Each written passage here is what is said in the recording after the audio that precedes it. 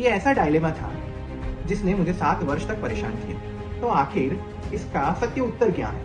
मैंने इतने वर्षों में बहुत सारे पौराणिक विद्वानों से ये प्रश्न पूछा, कोई भी इसका संतोषजनक उत्तर नहीं दे पाया। देता है, मरता है, नष्ट होता है, सब करता है। लेकिन हम लीला समाधि थोड़ी है, हमें तो ज्ञान और तार्किक उत्तर चाहिए। और अंत में सत्यार्थ प्रकाश पड़ा। जड़ पदार्थों पे पानी डालना, दूध डालना, फूल चढ़ाना, माला चढ़ाना, धूप करना, दिया बत्ती करना, ये भक्ति नहीं है, ये पाखंड है। और इस पाखंड को अगर आप भक्ति करोगे तो हम आर्य उसका अवश्य विरोध करेगा।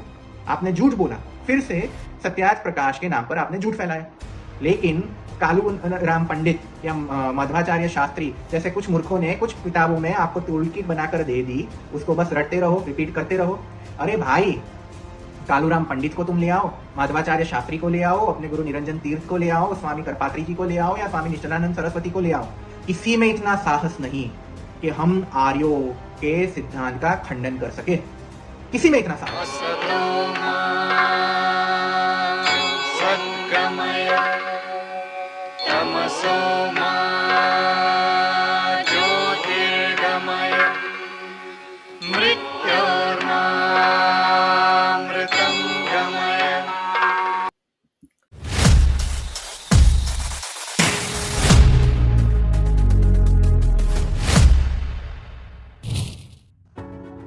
नमस्ते। क्या सर्वशक्तिमान ईश्वर सब कुछ कर सकता है? अगर वह सब कुछ नहीं कर सकता तो वह सर्वशक्तिमान कैसे रहा? यह ऐसा डायलेमा था जिसने मुझे 7 वर्ष तक परेशान किया। आर्य समाजी बनने से पहले मेरे मन में हमेशा ये प्रश्न था कि क्या सर्वशक्तिमान ईश्वर हमेशा हमेशा के लिए मर सकता है? क्या सर्वशक्तिमान ईश्वर स्वयं को नष्ट कर सकता है? क्या सर्वशक्तिमान ईश्वर हमेशा हमेशा के लिए स्वयं के कार्यों से निवृत्त हो जाएगा? क्या सर्वशक्तिमान ईश्वर स्वयं से उत्तम पदार्थ का सृजन कर सकता है? अगर ये प्रश्नों का उत्तर हम हाँ में देते हैं तो ईश्वर के बहुत सारे गुण खंडित हो जाएंगे। और अगर हम ईश्वर को ये सब कार्य करने से निषेध कर ले, इनका उत्तर ना में दे, तो सर्वशक्तिमान ईश्वर सब कुछ कर सकता है, वो बात खंडित हो जाएगी। जैसे मैं ये बोलूं कि सर्वशक्तिमान ईश्वर मर सकता है, हमेशा हमेशा के लिए स्वयं को नष्ट कर सकता है, तो फिर ईश्वर नित्य नहीं रहा, वो अमर नहीं रहा, उसकी भी मृत्यु हो सकती है। तो ईश्वर की मृत्यु होने के बाद ये सृष्टि की व्यवस्था कौन संभालेगा? ये प्रश्न उठेगा। अगर मैं ये बोल दूं कि ईश्वर स्वयं से उत्तम पदार्थ का सृजन कर सकता है, तो क्या ईश्वर सर्वोत्तम पदार्थ नहीं है? क्या ईश्वर से भी उत्तम पदार्थ है इस ब्रह्मांड में? क्या उस ईश्वर से भी उत्तम पदार्थ होना संभव है क्या? ब्रह्म का तो अर्थ ही यह है कि वह सबसे बड़ा, सबसे श्रेष्ठ है। अगर ईश्वर से उत्तम पदार्थ कुछ बन जाए तो ईश्वर उत्तम नहीं रहा, उसका ब्रह्म गुण खंडित हो गया। तो आखिर इसका सत्य उत्तर क्या है?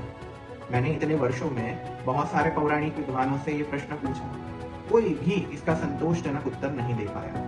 कुछ पौराणिक विद्वानों ने तो बोला कि ईश्वर लीला करता है, लीला में वो जन्म लेता है, मरता है, नष्ट होता है, सब करता है। लेकिन हम लीला समाधि थोड़ी है, हमें तो ज्ञान और तार्किक उत्तर चाहिए। और अंत में सत्यार्थ प्रकाश पड़ा। सत्यार्थ प्रकाश में सर्वशक्तिमान शब्द का सही अर्थ दिया हुआ है, और वह अर्थ पढ़ने के बाद मेरी सारी जिज्ञासा संतुष्ट हो गई, मुझे वैदिक सत्य का बोध हो गया। कुछ लोग ऐसा कहते हैं कि ईश्वर में सब कुछ करने का सामर्थ्य है। तो मेरा उनसे यही प्रश्न होता है, क्या ईश्वर को स्वयं को नष्ट करने का सामर्थ्य है क्या? क्या ईश्वर में अपने कार्यों को छोड़ने का सामर्थ्य है क्या? यह सामर्थ्य अगर ईश्वर में हुआ तो वह स्वयं को नष्ट कर पाएगा थियोरेटिकली, और थियोरेटिकली अगर उसने स्वयं को नष्ट कर दिया तो ये सारी ब्रह्मांड की व्यवस्था, सृष्टि की व्यवस्था सब नष्ट हो जाएगी। वो कैसे चलेगी? इसलिए थियोरेटिकली भी ईश्वर में यह सारे कर्म करने का सामर्थ्य है ही नहीं। आप सर्वशक्तिमान का गलत अर्थ कर रहे हो। आज से 2500 वर्ष पहले एक नवीन संप्रदाय का उद्भव हुआ जिसको ब्रह्म के ये गुण पसंद नहीं आए। उनको ब्रह्म को मदारी बनाना था, इसलिए उन्होंने ब्रह्म को एक मदारी की तरह माना, जो इच्छा हो वैसे खेल कर ले। ब्रह्म की इच्छा हो तब प्रकट हो जावे, जब इच्छा हो तब अप्रकट हो जावे, जब इच्छा हो तब पेड़ बन जावे, जब इच्छा हो तो पशु बन जावे, जब इच्छा हो तो बारिश करा दे, जब इच्छा हो तो आग लगा दे, जब इच्छा हो तो मेरे घर के बर्तन साफ कर दे, जब इच्छा हो तो मेरे लिए घर बना दे, गाड़ी बना दे, बंगला बना दे, पत्नी दे दे, बेटा दे दे, बेटी दे दे। बस एक मदारी या जादूगर की तरह ईश्वर को ये लोग मानने लगे। और अगर वैदिक ईश्वर ऐसे जादूगरी के खेल नहीं करता, ऐसे मदारी के खेल नहीं करता, तो इनको वैदिक ईश्वर से भी आपत्ति होने लगी। ये लोग वैदिक ईश्वर को नीरस बोलने लगे, क्योंकि ये इनके अनुसार वैदिक ईश्वर मदारी जैसे खेल नहीं करता। अरे भाई, नहीं करता। हमारा वैदिक ईश्वर कोई खेल नहीं करता। वो घाघरा पहनकर लीला नहीं करता, रासलीला नहीं करता।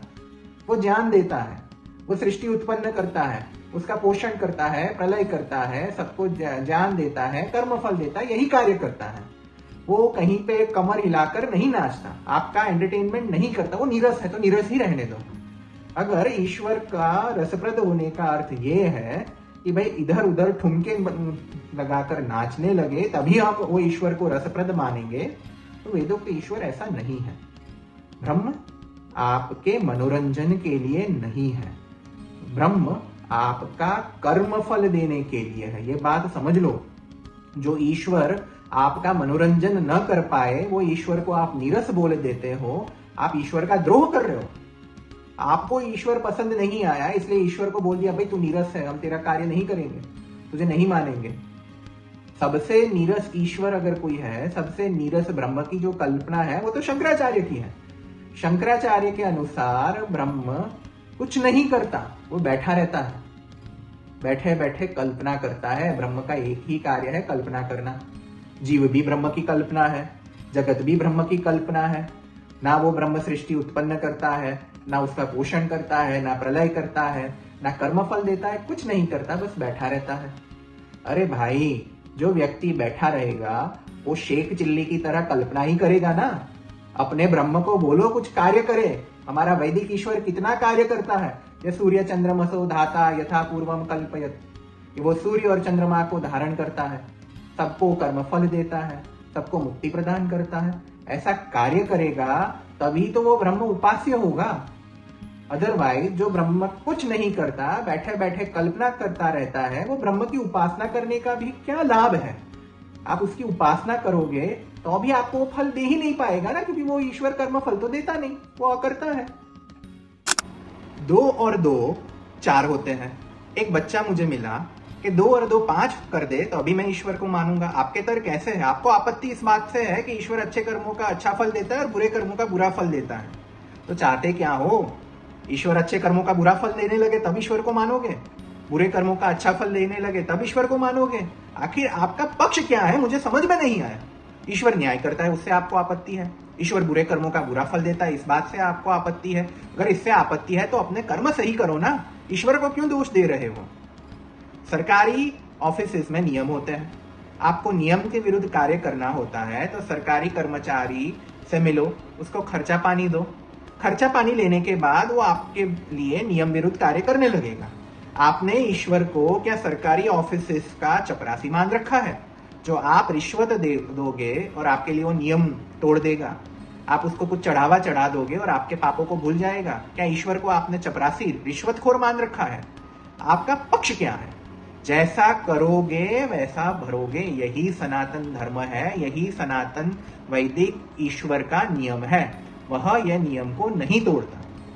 और ये भी आपने भ्रम फैलाया कि आर्य समाज भक्ति का विरोध करता है। हम भक्ति का विरोध करते ही नहीं, हम केवल पाखंड का विरोध करते हैं। आप भक्ति के नाम पर जो पाखंड करते हो, ये सिर पे विविध प्रकार का मेकअप लगाते हो, गले में विविध प्रकार की घंटियां डालते हो, ये सब बाह्याडंबर है। इससे ना मोक्ष होता है, ना चित्त की शुद्धि होती है, ना ईश्वर के प्रति प्रीति होती है। ये सब बाह्याडंबर है, ये सब बाधक है मोक्ष में। हम ये पाखंड का विरोध करते हैं। भक्ति के नाम पर कोई सड़क पर लेटने लगेगा, रोड पर नाचने लगेगा, हम ऐसे भांड की तरह नाच गान को भक्ति नहीं मानते। भक्ति एक विशुद्ध प्रक्रिया है जिसमें ईश्वर के प्रति प्रीति और ईश्वर के प्रति श्रद्धा उत्पन्न होती है। जड़ पदार्थों पे पानी डालना, दूध डालना, फूल चढ़ाना, माला चढ़ाना, धूप करना, दिया बत्ती करना, ये भक्ति नहीं है, ये पाखंड है। और इस पाखंड को अगर आप भक्ति करोगे तो हम आर्य उसका अवश्य विरोध करेंगे। आपने सत्यार्थ प्रकाश पे भी मिथ्या आरोप लगाया। आपने बोला कि सत्यार्थ प्रकाश में लिखा है कि भक्ति करने से ईश्वर के गुण आपके अंदर आ जाएंगे, जबकि सत्यार्थ प्रकाश के ईश्वर समोल्लास में लिखा है कि भक्ति करने से ईश्वर के गुणों का पता चलता है और उसका ज्ञान प्राप्त करके आप अपने गुण कर्म और स्वभाव सुधार सकते हो। यहाँ पे तो गुण और स्वभाव सुधारने की बात है, गुण आने की बात कहाँ पे है? आपने तो सत्य और प्रकाश ठीक से नहीं पढ़ा और मुझे पूछने लगे कि अगर ईश्वर के गुण आपके अंदर आने लगे तो क्या आप भी ईश्वर की तरह सृष्टि उत्पन्न करने लगोगे? क्या उसका प्रलय करने लगोगे?